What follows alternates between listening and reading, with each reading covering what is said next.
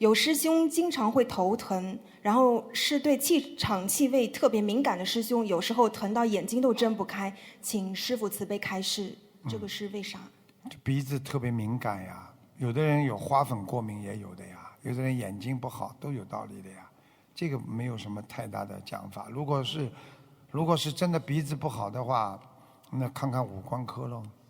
如果是因为特别鼻子敏感的话，可能还是要念点小房子，把一些业障消除。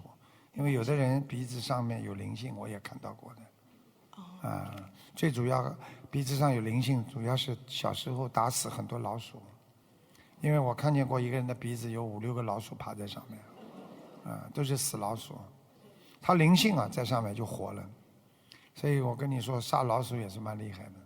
那像一般这种小房子要念多少呢？就是21张一个呀。OK。一个21张一个老鼠。21张啊，老鼠很厉害的，老鼠5脏俱全的，我告诉你啊。很多人死掉之后不学好的投老鼠啊。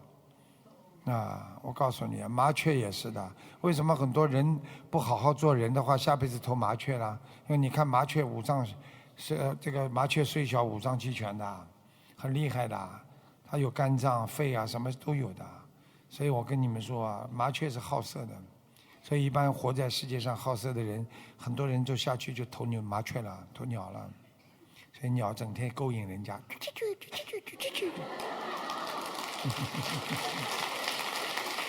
感恩师父慈悲开示。